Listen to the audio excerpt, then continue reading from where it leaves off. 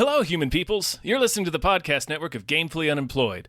To support us and gain access to great exclusive podcasts like Fox Mulder is a Maniac, Tom and Jeff Watch Batman, Star Trek The Next Futurama, and our latest show, Spiel Boys, head over to patreon.com/gamefullyunemployed. We do game streaming, movie nights with our patrons every Friday night, and you can even commission your own podcast about anything you want. Literally anything, within reason, and we have to do it. You are quite frankly out of excuses not to go visit patreon.com/gamefullyunemployed. That's patreon.com/GAMEFULLY unemployed, which is spelled like it sounds.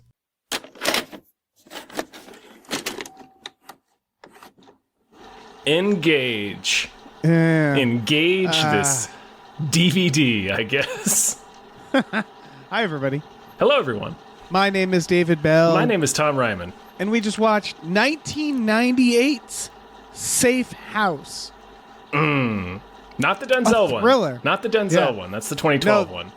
This is the thriller. This is the thriller as described on Allegedly. IMDb. Allegedly. The Denzel thriller. one is a thriller. But this is really a thriller, Tom. This is really a thriller. This is my father, Mace Soul. Dad, this is Andy Travers. What kind of name is Andy for a girl, anyway? It's short for Andrea. What kind of a name is Mace? It's short for in your face. This made for Showtime nail biter. Yep. All right. Big thanks to Hombre. Thank you. Thank you so much. This movie has been, sort of clawing at the door for a while, and we finally, thanks to you, Hombre, our Patreon subscriber, we opened that door and let this cinematic masterpiece pour through. This is so some background, I guess. This is a Patrick Stewart film from 1998. As you said, it's Showtime original film, right? Yeah, well, apparently it was a Channel 5 original film in the UK in late 98, gross. and then it got put on Showtime in 99. And so I let's start. I'm gonna whip up the synopsis real quick. Safe House 1998. Okay, so the synopsis is a retired U.S. Black Ops agent gets Alzheimer's while other ex-agents are being killed. He has incriminating data on a presidential candidate. This is labeled as drama and thriller. Tom, do you want to describe what the poster looks like? It's Patrick Stewart pointing a gun directly at the camera. The font for the word Safe House is kind of like this wacky hackers type font where it's like it's in pink and it's repeated a bunch of times, like it's like electronic, like code, like tech, and there's a little reticle, there's a little crosshair in the O of Safe House, and then there's also a fucking crosshairs next to Patrick Stewart's face on this poster, so it looks like maybe the Predator's looking at him, because it's all like teched out, Dave. It's very tech. Yep, it's real teched out. It looks like, something like The Net, if you're picturing that, like a 90s thriller. Mm-hmm. The tagline is, his paranoia is as real as his killer. Mm-hmm. So the reason... It's also got Kimberly Williams in it. Sure. Yeah. The reason we're breaking all of this down is because, like, the plot that Dave described and then, like, the poster and then the tagline, none of this has anything to do with the actual film that we watched. Yes, this movie is truly fascinating from a writing perspective. Now, to sum it up, like, this is at least my take on it. By the way, we can't even say, like, did you like this film? That's an impossible question. It's an impossible question. We've transcended that question. Safe House defies that question. Right. It's one of those movies. Yeah. It's like asking, do you like the Bible? It's like, well, it's complicated. Well, it's like asking if death is good or bad. Right. Yes, that's a great way of putting it. Well, it just is. Yes, Safe House just is. It just is a movie. So if I were to pick this apart, my view on this is that this movie is all Act 1 and then suddenly Act 3. Yeah, very abruptly, Act 3. Yeah, so and traditionally a movie is Act 1 is setting up the premise. And what happens is Act 1 into Act 2, usually by the end of Act 1, you know what's happening. You know, for example, I don't know, Jurassic Park. They get to the island and they see the dinosaurs at the end of Act 1 and Act 2. So you know, okay, this is what Jurassic Park is, right? And it's like, okay, this is the movie you're going to watch. is the end of Act 1. This movie never gets to that until an hour and 20 minutes into the movie. Mm-hmm. Now, how does it do that? We have there's so much to talk about here. Most of this movie is angry cantankerous Patrick Stewart in a Los Angeles mansion, just losing his mind and dragging his housekeeper and his daughter, I guess, into scenario. I think it's like 5 scenarios in a row. I think where the movie keeps at first it's like, oh, it's clear it's one of his delusions, but then the movie keeps like making them seem more and more real. So you're like, oh, is he really right? But no, every single time it's just a game he's been playing with his pool guy named Stuart. Right. Who comes over to ambush him in what they call drills to keep him sharp, to keep his mind from disappearing. We have to talk about Stuart. We have to talk about Stuart. I always made I've pitched this to you before, Tom. Mm-hmm. The idea of a horror movie that's all fake out scares. Yeah, where it's just keeps cats. Just being the it's all just cats in closets. Yeah, that's this movie. So the basic so it starts with Patrick Stewart waking up, but it's not Patrick Stewart. It's a full-size dummy of Patrick Stewart, which I'm just going to say there's no amount of money I wouldn't pay for that dummy. If that dummy still exists. His Patrick Stewart, because it's not a full Patrick Stewart. It's like a Patrick Stewart torso with like little spindly alien legs, so it'll fill out the rest of the sheet. But it doesn't need to look photorealistic. You're not seeing his feet; they're under the cover. No, and he has a tape recorder showing snoring, and he actually sleeps in the closet. And it begins sort of like it almost begins like a Van Damme movie or something. Because when you don't realize what the movie is at first, it begins like a quirky action movie. So he has his 90s house, his rich guy 90s house. He has a computer that talks to him. Yeah, because it's this rich guy 90s rules. This is 90s tech where every computer spoke. Yeah, and his computer is in this like lockdown panic room. So, or at least it looks like that with all these monitors. So it's like he's very important.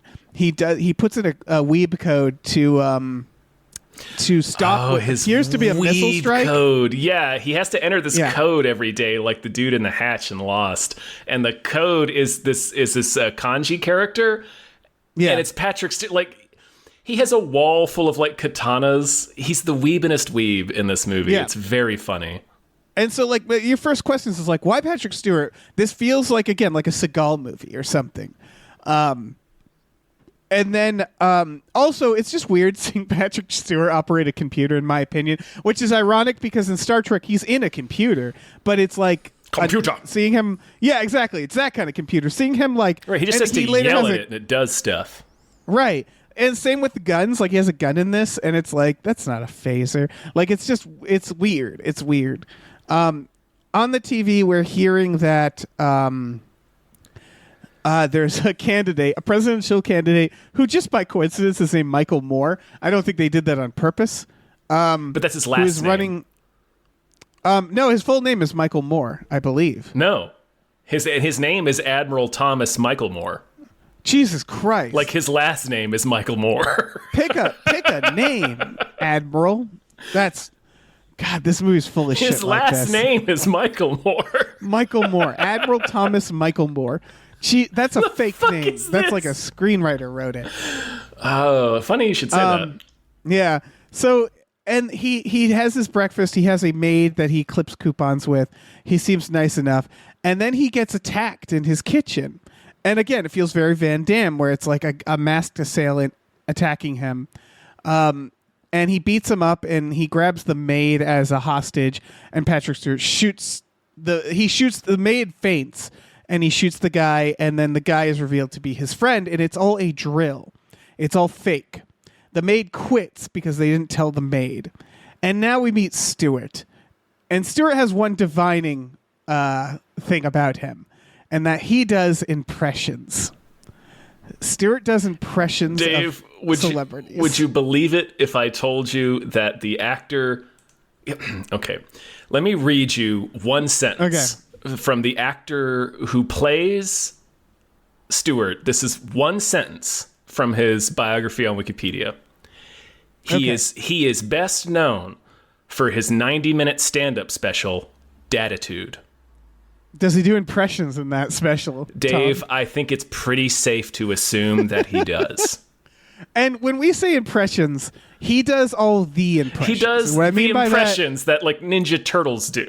Yeah, he does the impressions, the improv class day one. Here are the impressions you have to learn. His first impression is a Bogart impression, because of course. Mm-hmm. And then the second conversation that's had with him, he does the taxi driver impression. Yeah. He speaks only in impressions. That's how he communicates. He does, like, I think it maybe kind of makes sense when he does, well, actually, no, it doesn't. So he just like launches into like Bogey and De Niro, and then he does Yeah, he doesn't stop. He doesn't stop. And like one of my first notes was like, I really need something bad to happen to Stewart in this movie. Something bad does happen to Stewart. Luckily. Spoilers. Something bad. Yes, but not for a very long time, because the next. So that's the start of this movie, and now it's like, okay, what is Patrick Stewart? Is he like just keeping his wits about him? Is he a? It's called Safe House, right? We have these clues. He's in a safe house. He's doing something. So it's like maybe what he's doing is very important. And then his daughter shows up and yells at him because the maid quit. And then he disguises himself as a telephone repairman and rides in the backseat of his daughter's car with I think, a gun. With a fake beard. He and definitely fake has hair. like a telescope, but he's wearing a fake beard and fake hair that makes him look like Ben Kingsley from Iron Man 3. Right. And yes. it's extremely, like, he looks exactly like Ben Kingsley in this disguise. He does. In one shot, he looks a little like David Duchovny. Like, he keeps changing a little bit. Yeah, that's true. It's like the scramble suit in A Scanner Darkly, where he just like you keep seeing other things in him. Oh. And then he goes to his psychiatrist. And that's when the horrifying realization dawned on me, at least. The question, is this a comedy? I wasn't able to answer that question until the end credits rolled. I'm still not sure if it's a comedy. It is mostly a comedy, I think.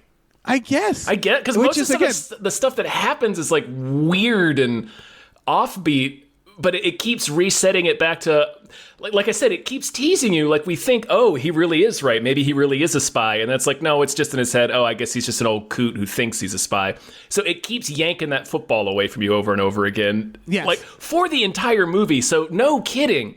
Until it abruptly goes from Act 1 to Act 3, you're still trying to figure out what the movie is going to be. And then it ends. Yeah, I'm not going to describe the whole movie, but I do want to get like the first bits, because the first bits, all we have to then say is then they repeat it over and over again. Yeah. So, but they, it's that's again, I mentioned the scramble suit from A Scanner Darkly. That's this movie, which is like you never quite know what it is, and it keeps changing genres in abrupt and confusing ways. So in like, the middle of scenes. Yeah, so kind of the twist is like what is the movie? Like, that's the big mystery box of this film, is like, what am I watching? What do you want me to feel right now? What ultimately do you want me to feel? I don't know. And I never knew. Because he goes to the therapist, and now it's established like, okay, so he's like the movie Conspiracy Theory, which happens to be a movie Patrick Stewart was in. Like, did you notice that this movie is basically Conspiracy Theory, but bad or like worse written? Worse, yeah. Because Conspiracy Theory is about a guy who's a cab driver filled with conspiracies, and then he happens to be part of a conspiracy himself. But the most of the movie, you're like, he's delusional. And that movie, in the first act, begins the spiral into, oh, something's real, right? That's what that Conspiracy Theory, that movie does. For, that movie. Yes, yeah, I think so. I haven't seen it in a long time because I think it's quite bad. Not even addressing the Mel Gibson of it all. So. It is hard. Yeah, I enjoyed that movie as a kid, but it's hard to watch a movie now with Mel Gibson like spouting conspiracies. That's very true. But it's interesting you bring up Conspiracy Theory, because I think it shares a similar but not by any means identical problem, which is that the first half of Conspiracy Theory to me is infinitely more interesting. Like when you think he's actually delusional, like as soon as they start to reveal that he's not delusional, that's when I lose interest in that movie. Well, what's interesting about that movie, for the record, is the preview. I always remember the trailer misrepresents that movie. Very much so. The trailer says Yeah, it says one of his theories is right. But that's not actually what happens. No. It turns out he's a lone gunman. He's a sleeper. He's a sleeper agent. He's a Manchurian candidate. Yeah. So none of his theories is actually true. He's just a conspiracy theory. I seem to remember they pick him because he's a crackpot, so nobody will believe him. Yeah. I think. Well, you could also I think that's right. That's part of the indoctrination. You're right, because they give all of them. Him. That's right. They give every one of them a copy of Catcher in the Rye, and they do this weird Jupiter ascending crop circles type thing. You know how the Wachowskis can't resist that shit? They slide that into conspiracy theory, like this is why fucking Mark David Chapman was carrying a copy of The Catcher in the Rye. Yeah, they compulsively buy it. He's a CIA operative. It's very weird. Yeah, that movie is not good. I also haven't seen it in a while, but I loved that shitty movie growing up. I mean, he drowns Patrick Stewart with a mop in that movie. He sure does. Yeah. After biting his nose off, I believe. Yes, he does that. I was a big Star Trek fan, so it was just fun seeing Patrick Stewart play a villain. And at the time, I was like, man, I'm never going to see something like that again. And then Green Room came out, and I was like, oh, okay, never mind.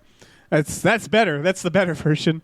But he's kind of the villain in this, honestly. But the movie doesn't mean him to be.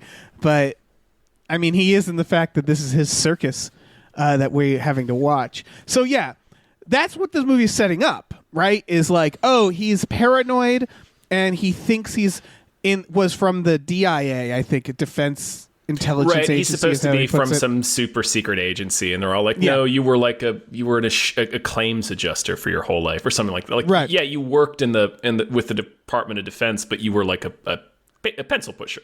Right, and so the natural thing to happen is that in Act 1, something real happens. You'd think. And the inciting incident should happen somewhere close to the beginning of the film. Right, or failing that, the halfway point. That's the other point in which, the T-Rex gets out of the paddock. Like, shit gets real. So you have those two opportunities in your screenplay to change things. So Act 1 blows by in this movie. And what actually happens is they find a new maid. And she's not really a maid. She's like a life coach. It's what's her name from what's it called? Kimberly Williams from Father of the Bride. Kimberly Williams. Yes. Thank you. Yeah.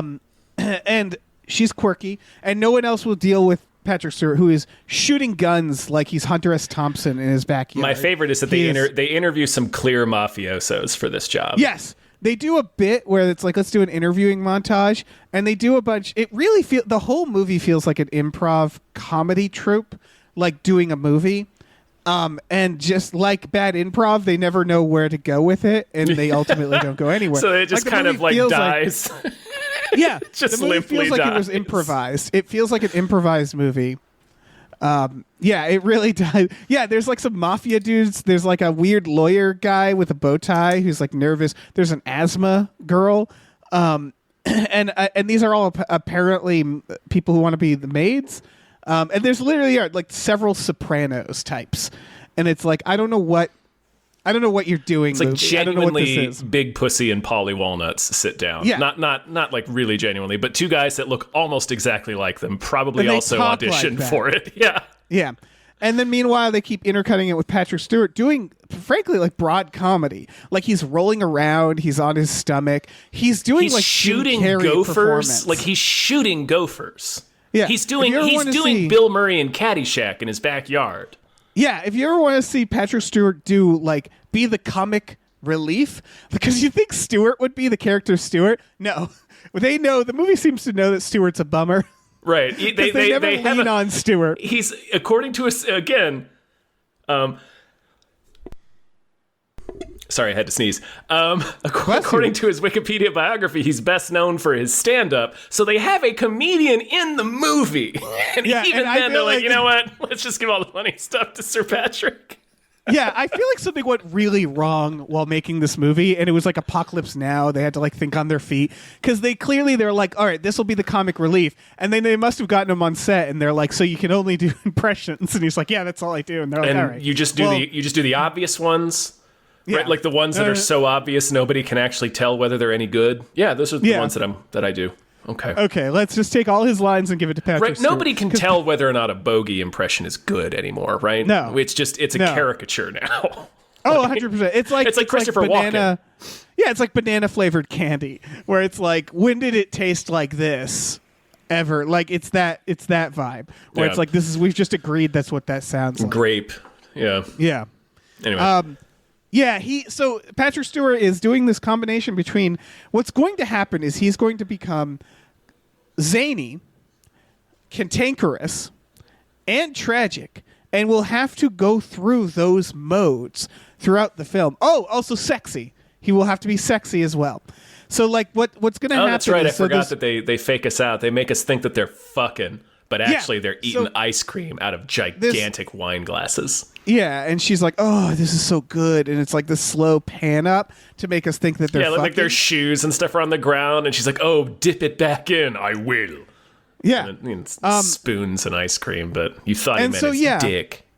He switches between these ideas. We see his dick. Remember, we see his dick for like half a second in the shadows. Yeah, we see his. If you want to see Patrick Stewart's dick and ass, you definitely see his ass. Definitely see his ass. You see like the abstract of his dick. Yeah, the vibes of his like dick. the shark in Jaws version of his dick. Yeah, exactly. Like you hear its theme song and you kind of see it, but you don't really see it. Exactly. But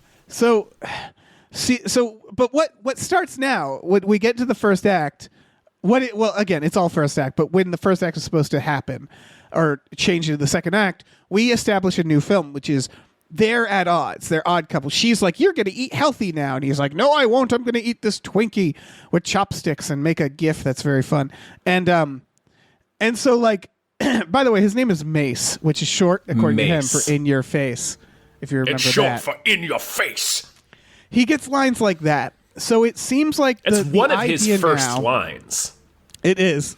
So it seems like it's an odd couple situation. Yeah. This new nanny is going to whip him into shape, make him eat right, teach him a thing or two.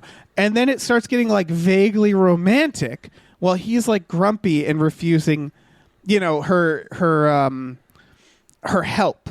So it's like, oh, okay. So this is like at this point, you're like, IMDb just straight up lied. This is a comedy. This is a family comedy. Well, every time they do a beat like this, where they're luring you into thinking it's a different genre, fucking Stewart shows up. Exactly.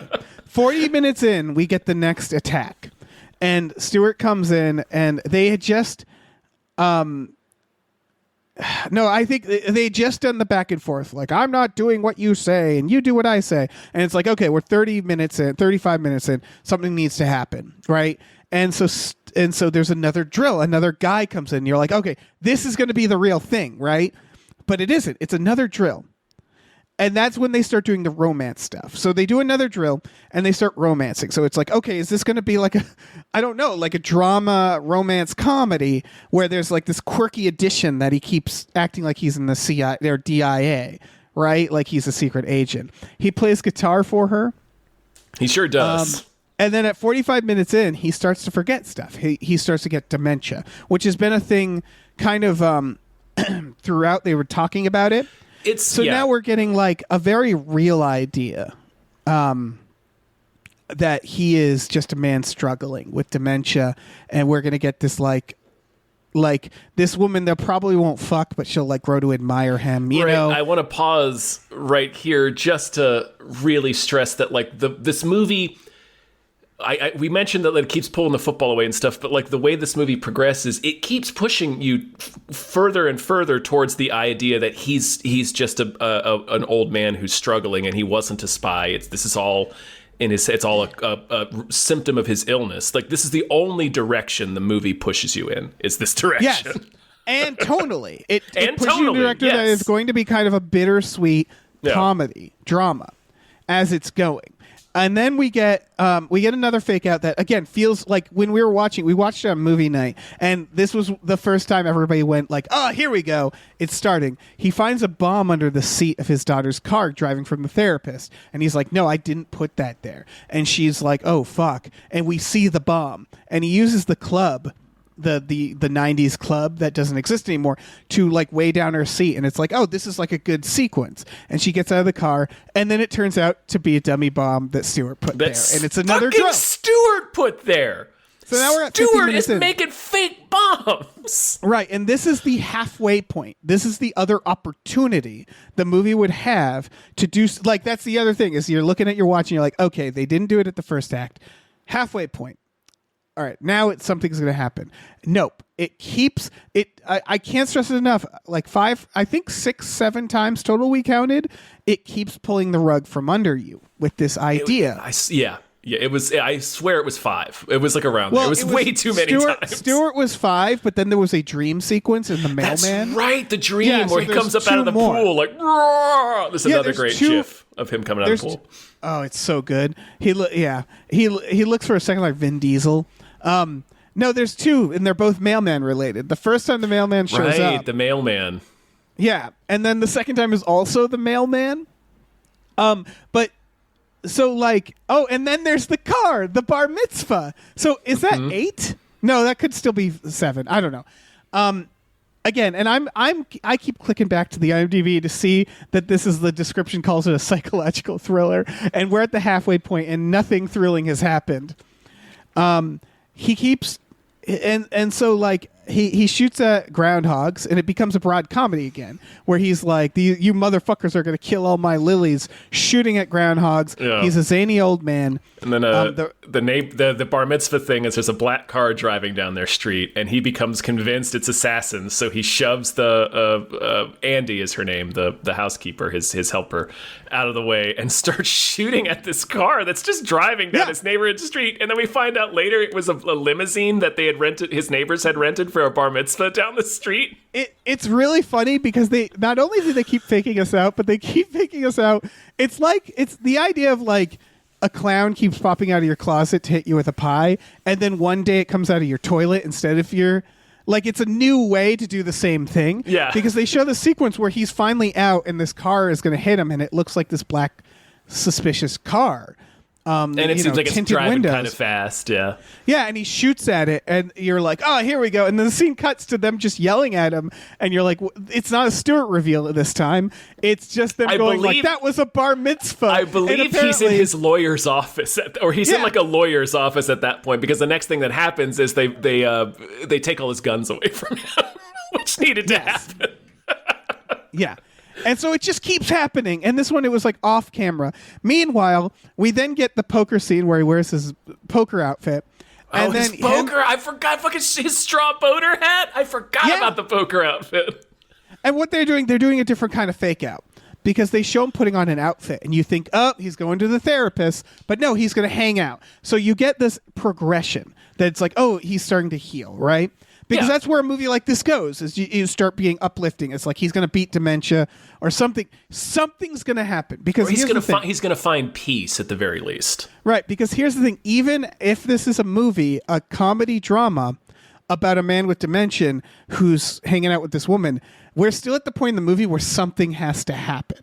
That has to progress in an emotional way. We still don't know what this movie is going to be at this point. That's the key, is the movie never commits to that premise either. It doesn't commit to either premise. And so we get the scene where it's like, okay, we're getting progress. He sits and does poker. He gets mad at them because Stewart and the main lady, Andy, her name is, the life coach / nurse / friend / maid. Assistant, I guess, is what you would call this position. Yeah. Well, it's more like caregiver.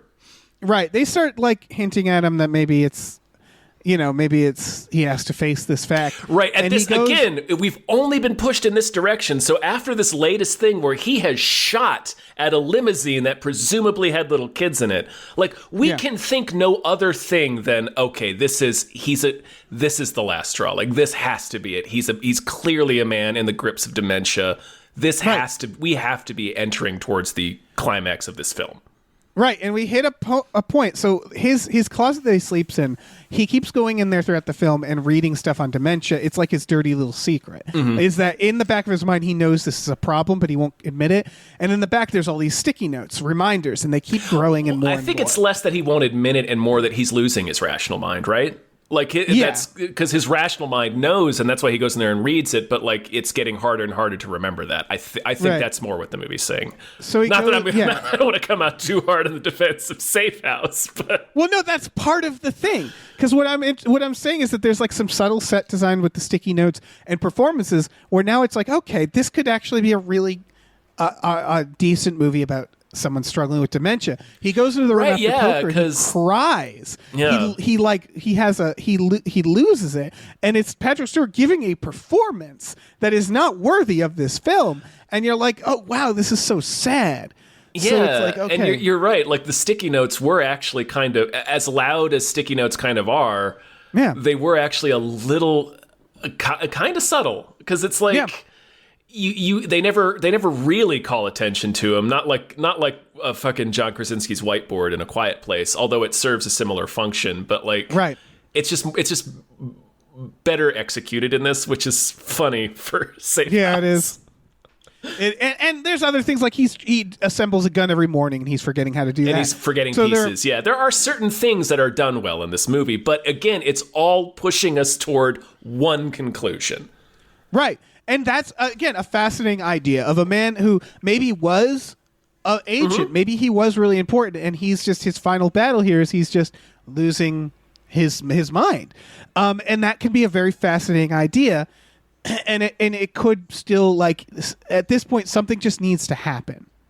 And I'm begging and they keep circling around just have something happen. Well, they keep circling around his relationship with his daughter, right? So, like, I don't know, in a good movie or like in a movie that actually had like a point of view or something to say, you might have taken what the pieces that this movie puts in place and be like, oh, okay, so as his dementia starts to sort of close in on him, maybe the growth can be that like he has to let go of that life and embrace the one that's been in front of him the whole time that he's been sort of rejecting in favor of this like greater version of himself, quote unquote, like his daughter, his relationship with his daughter. She's around him, but he's not paying her much mind for the entire movie. So you'd think that it would start like as his world is getting smaller because he's, he's suffering from dementia and he's losing those memories and it's shrinking down to just be these people around him. So you're thinking that, well, perhaps a good movie might have gone for that, Yes. For the record, by the way, the bar mitzvah actually comes later after poker. I'm looking at my notes, but it doesn't matter. It doesn't matter because then we had said poker already. Anyway. It doesn't matter because there's another fake out here after his crying fit in this sad moment, and I want to point this out because this is also another like bizarre decision. They show him at night. And someone cuts his power, and two people are going in, and there's this part where he's watching them with his night vision goggles, and he's truly afraid. And he goes, Jesus Christ. And you get this feeling of like, okay, now it's going somewhere. Yeah. Because it's never been at night. It's always been during the day. Mm-hmm. It's multiple people, and Patrick Stewart is clearly, he's alone. He's clearly shaken. And every time he's been attacked before, it's Stewart. So it's two guys. And we're like, oh shit, that's not Stewart. It's two people. Yeah, and they cut the power. Mm-hmm. So we just had that scene where he's crying, right? Mm-hmm. So it makes sense. Like, okay, now we're hitting. That was the third act. This has got to be. Yeah, this has to be the finale. We're hitting. Yes, we're finally gonna. Nope. It's Stewart and Andy. Yeah, now Andy is taking part in the drills. They wanted to cheer him up, so they did a surprise drill. They did a surprise drill, that's right, and he's just terrified. Yep, and they make a scene where he's traumatized, and he's like shaken, and he's like, I'm just an old man, I can't defend myself. And I want to point this out because they just did that scene. They did the scene where he's crying in his room, like, I've lost all my faculties. Yeah. And then they're like, ooh, but mate, nope. Sad again. And they do it twice in a row. So they just punch you in the taint. And then as you're recovering, they punch you again. I think this scene... And so it's like the cruelest emotional thing to do in that moment is to just pummel him twice emotionally. Here's my pitch. I think this scene, the idea of this scene was good. I think these back-to-back scenes would have worked if they'd been earlier in the movie. Like, this should be the end of Act 2. Yeah. If they'd been earlier in the movie, and if it had been not a surprise drill, but a scheduled, planned drill, and Stewart shows up, and so we have that scene where Patrick Stewart breaks down in his room. He's like, he's finally starting to accept, I'm just an old man. I'm suffering from this. I'm losing these pieces of who I was. And then when we see the next morning, when Stewart shows up for another one of their drills, but it plays out the same way, where Patrick Stewart just crumples in fear and is terrified. Like, that would be a good kind of Act 2 endpoint if they had spent the earlier part of the movie showing us them doing these drills, which are kind of wacky and a little bit funny, and then I think the idea of it could have worked is what I'm saying, but it just was not executed properly. Because what happens around this point, it might be a little earlier, I'm losing track, is that they then have a second romantic scene. He cooks for her. And it's again another moment of like, oh, okay, so he's accepting his situation and he's trying to get back. I think it's after this one, right? Because this is the end of it, right? I don't know. I truly don't know. It's so hard to keep track. Because this movie is so modular, because like it's just the same thing happening like 5 or 6 times. It is legitimately kind of difficult to remember when the order of some of these sequences, which is a problem of the film. Yeah, it's the same 3 things happening, I would argue. Yeah. It's, is he a spy? And then it's romantic. Are they going to fuck? And then it's, does he have dementia? And it's these 3 questions that they keep asking in weird orders because they go back to the romance thing. He cooks her dinner. They're dancing. They're wearing a gown and suit. And you're like, okay, this is after all this. Yeah. Because now it's like... I guess, okay, so what happens first is they take away all of his weapons. We get a whole sequence. Yeah, we did that. That was after the limousine shooting. I wrote this down. We're 1 hour and 20 minutes into the film. 1 hour and 20 minutes into the film. They take away his guns. Nothing has happened. And the mailman comes. And the mailman is like, I'm going to need you to sign for this. Also, he doesn't recognize the mailman. The mailman's a little suspicious. Yeah, he has no weapons. So he takes a letter opener, and the guy's like, pen's not working. Do you have one? And so Patrick Stewart goes inside. He's terrified. And he goes into his office, and the mailman walks into his house. And follows him inside. Yeah, and he acts really shifty, and you're like, here we go. Well, something's happening. Yeah. Thank God. But I didn't actually write that. I wrote, we're 120 minutes in. I don't care anymore. At this point, my will was broken. I didn't care. It didn't matter. You're 1 hour and 20 minutes in. Nothing has happened. It doesn't matter at this point where the movie goes. It didn't do it. It didn't get there in time. It's too little too late no matter what. And the mailman is another fake out. He's just like, I remembered I had a pen. He's just a mailman with boundary issues who almost got himself justifiably homicided. Yes. And that's when we get the other romance scene. And it's just like, okay, we're back to the romance. Because again, this happened, the last romance was maybe a half hour ago, and in between was more spy stuff. Like, there's no reason for these characters to have romantic interest. No. But it keeps it's like 3 different movies spliced together. Because all of a sudden they're romantic again. And it would be like, dances. if it was done in earnest, you would feel kind of bad about it, wouldn't you? Yeah. Because she's like half his age, and he is deteriorating from dementia. It's like, I think you're taking advantage of him in that situation. Right. So and like you wouldn't be cool with it if it was done in earnest, I don't think. Anyway. No, you're right. You would feel a little weird at least. Anyway. It's really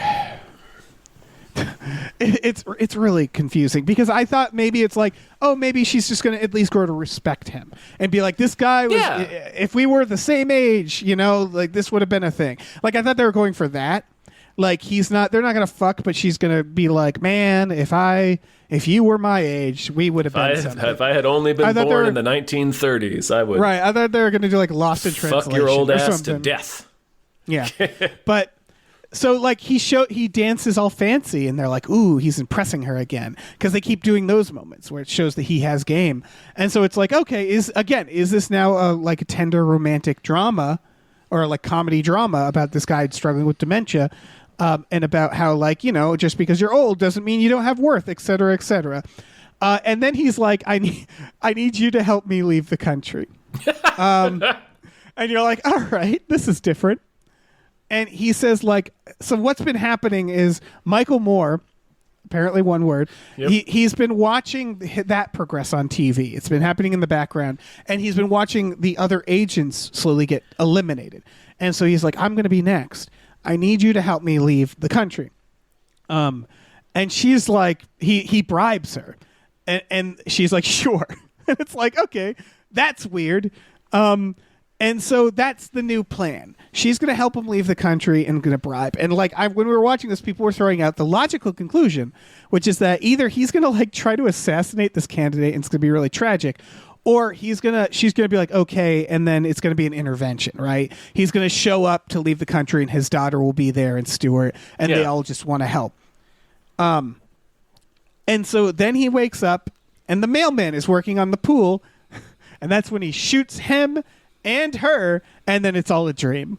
No reason for that sequence. So that's another fake out. Yep. Then he wakes up and he notices he gets there have been no dreams in the movie up to this point. Yeah. So they keep thinking of new ways to do a fake not that it out. matters, but it's just like We're an hour 30. An hour 30 into the fucking movie and nothing has happened. Nothing. It hasn't grown as a thriller. It hasn't grown as a comedy. It hasn't grown as a romance. The only thing it's these done, plots have stalled. The only thing it's done, the only direction it's had any movement on is towards the sort of tragic drama, right? Right. Or the bittersweet drama.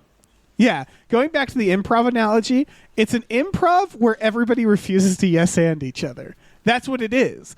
Because they keep just ripping away the conch shell to like retell a story and be like, no, actually it is a thriller. And then someone's like, no, actually it's a romance. Like that's what's happening. And because they can't decide, nothing happens. It just keeps bouncing. And so now he decides to follow her because he's suspicious of her. Mm-hmm. I forget why, but there's a good reason. He shows her that, so he also introduces, so the missile that he was doing every morning was actually an email to every news outlet to expose Michael Moore. And he's like, if I die, then this email will get sent out. If they blow up my house, then it'll still get sent out. If he doesn't punch in his weeb code every day. His weeb code. At the same time. Yeah. So he doesn't necessarily have to die. He just has to not punch in the code. Right. And then she's like, okay, I'm going to get some supplies and then we'll go abandon your family together.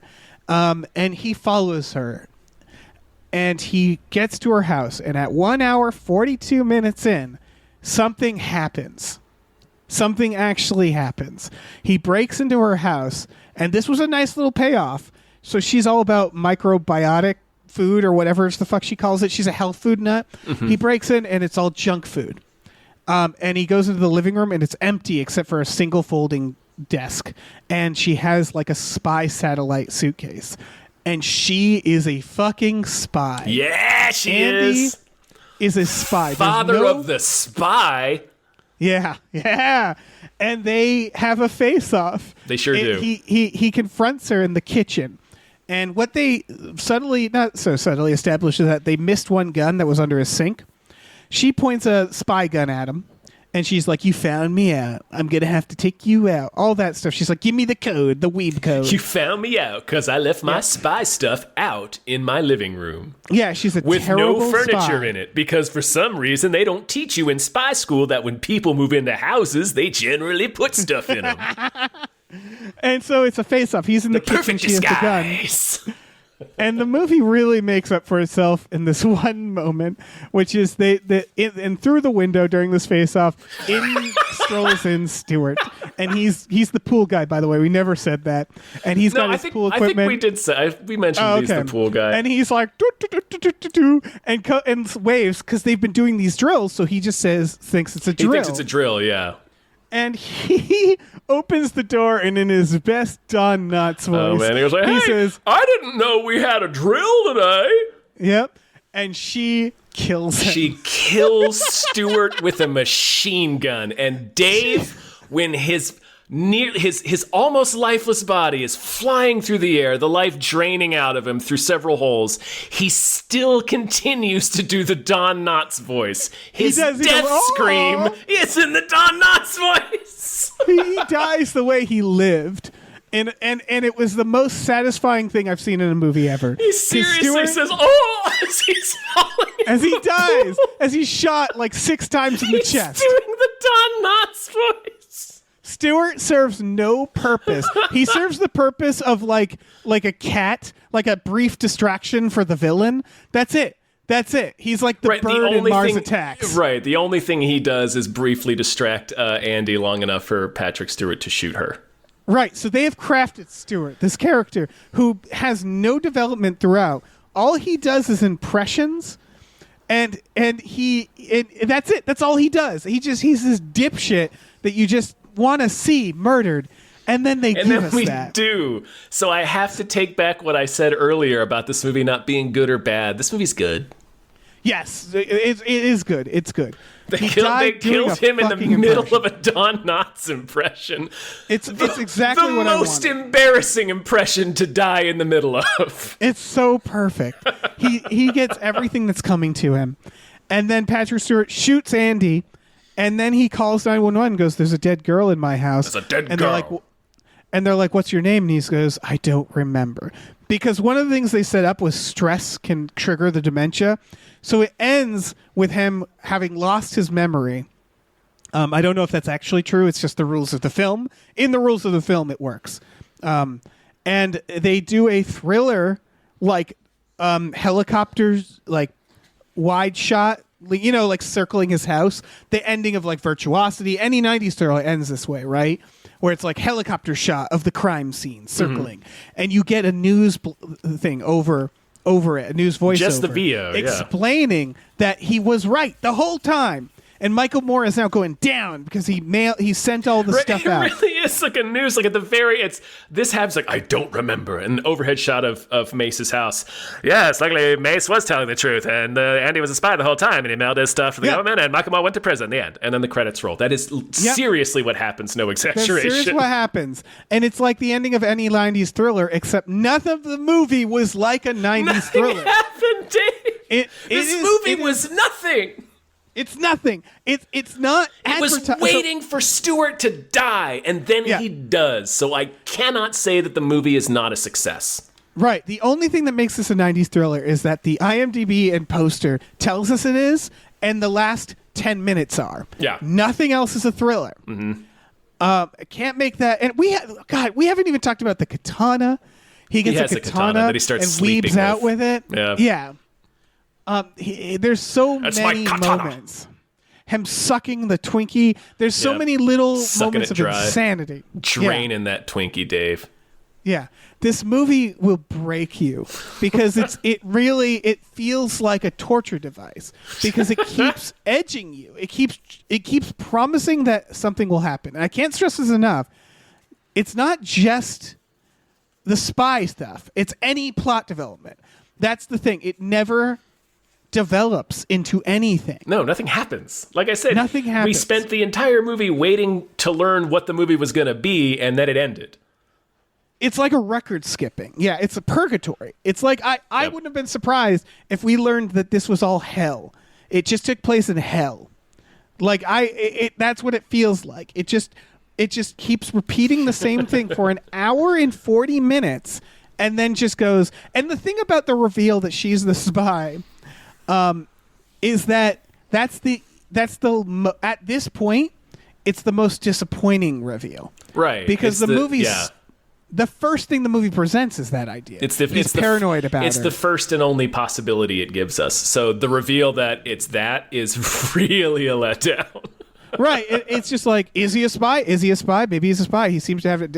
Yeah, he's a spy. Like, that's totally it. Was a spy. And then you're like, and it's the worst. Like, it would have been a better ending if it ended with him, like, in a home with dementia and none of it was real. Even though that would have been tragic, that would have at least been, I guess, the more interesting ending at that point. Or if he shot the candidate or something. But it never, like, I think the perfect analogy, which we were talking about last night, is the dummy that he sleeps with. So there's a dummy that he sleeps with, that he uses for him, right? Mm-hmm. Yeah, it's a decoy. And it keeps showing up in the film, and then it just, nothing happens with it. You would think there'd be a scene where, like, she tried to kill him in bed, and it would be the dummy it's or the something dummy. like Yeah, that. you think you Yeah, use and that that's the- dummy that you've set up the whole movie. Right. It's the perfect metaphor. It's a perfect microcosm because it's just like, oh, there's this dummy, there's this dummy, there's this dummy. And anyway, movie's over, and you're like, wait a second. And there it was. Yeah, it doesn't go anywhere. It is truly baffling. It is. It's really something. It's an achievement in the sense of you've successfully made a movie that is 140 minutes long and it refuses to do anything. It refuses. It's a non-movie. It does it's the not whole develop. Movie, the whole movie feels like a prank. It Yeah. feels like one of those meta pranks that will like propose for a movie that no one would in their right mind do because you have to spend a lot of money. Like it feels like a very expensive prank that was pulled on us. Yeah. It's a can't real imagine. Awesome-o pitch. Like it's a real Yeah. like George Costanza driving Susan's parents to the Hamptons. Like it's This like was a movie that's just boldly ad-libbing itself to its own doom. It feels like it never goes anywhere. It never goes. It was written by 3 people. So I maintain my idea that it's 3 people who all fought to change what the plot was. Like, that's what it really feels like. It's 3 different plots. By the way, all 3 writers and the director, surprisingly, never went anywhere with their They career. didn't make anything else. So I think the 3 different writers each wrote a draft of this movie, and they just combined them and didn't take anything out. That I believe that's what happened. Yeah, that's my guess. That is the best guess. We didn't It take is- any. Nobody's ideas got thrown out. Everybody's idea Yeah. makes it in. It is one of the most truly, like, you watch the movie. Go Yeah. watch it. I dare you. Yeah, I want to know. I really want to know what happened. If you wrote this movie and you're listening to this, I want to know what happened. I want to Yeah, know tell me. if we're right. Because it's like feels like The Snowman. Like it feels like a movie where like there was something that logistically went wrong on set. Yeah, Like- like the snowman felt like a crime happened. Yeah, Like, this feels like something this feels got like there might. stolen. Yeah, this feels like a money laundering situation or something. Yeah, or something. It feels like they showed up and they're like, so remember how we made this whole script? Well, it turns out we can't afford any of the sets we wrote in, so we just have this one house. So we're gonna have to quickly rewrite it based on this one house. Because that's another aspect. definitely was this written movie because never leaves this house. Yeah, this movie was definitely written to take place within this one friend's or cousin's house, or perhaps Yeah. mom and dad's house. Yeah, because it goes to like an office a few times in the spy's house, but it really clearly, like, I would say 90% of it is one location, something like that. I'm on. There's nothing. I'm sorry. I'm on the what's it called for it? The Wikipedia, and there's still nothing. Yeah, I don't know, man. It's not. It's a fascinating achievement in making a movie that is not a movie at all. There's no Yeah. movie here. There's nothing here. This has a 70% audience score on Rotten Tomatoes, and I understand. Totally understand. I would probably give it the same rating. Yeah, this is, again, it's like a prank. So you want everybody to see it because you want people to learn the same thing. You know, it's like the Matrix. Like, you can't tell people. About it. You just have to see Safe House for yourself. Yeah, I'm reading done. the reviews, and they're actually like way too earnest. Oh, that's Like, a shame. see, That's too bad. People are seeing something in this film that I don't know. But yeah, I'm done talking about it. Yeah. This movie is fascinating. It really is. I am going to watch it again. This is not the last time I will see this movie. No, I want to show people it. Yeah, I have to show people this movie. I need Yeah, to evangelize for this movie. I want to show people who know writing and stuff to be like, what do you think? What we did, I had watched it already. So on Friday movie night, we watched it again, and we watched it on Freevee, and there were ads, and every ad break, I just simply asked people, what do you think is going to happen? And what was fun, because it's Freevee, so the ads are every like 20 minutes. Every time I asked that, the answers were wildly different. because that's how the movie goes. And then they're wildly different until about 15 minutes in, where the answers start being people being like, I don't care, man. I've lost all faith. Yeah, after about the sixth football pull, I was like, nope. Yeah, I'm not doing this. I refuse. I'm just enjoying the ride now. Yeah. I don't need to try to outsmart this movie. I can't. Yeah. No. You can't outsmart this movie. Can't be done. It can't be done. You can't outsmart a hurricane. It just is. It just is. Safe House just is. Safe House just is. Like death itself. Yeah. So thank you, Ombre. Thank you so much. This was a delight.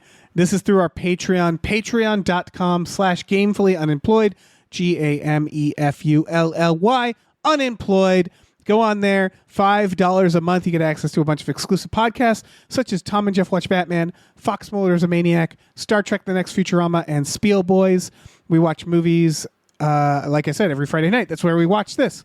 That's true. This is the type of movie we watch on Friday nights. Yeah. So, yeah. Check that out. We also have a store. Head over to GameFullyUnemployed.com where you can find a link to our Teespring store where we have all kinds of cool original artwork and designs you can get on t-shirts, mugs, stickers, posters, all sorts of things. So slap your little Safe House peepers onto those. Yeah, slap your Patrick Stewart dick. Your Patrick peepers. Yeah. Not enough dick. Could have used more of the Captain's hog, for sure. Yeah, honestly, you could say that about most movies. Mm-hmm. Even movies without Patrick Stewart. Mm-hmm. It's like, I could, slap that Patrick Stewart's dick. Get that in there. Slap that pee hug on there. Yeah. Pee hug! Make it so. Engage.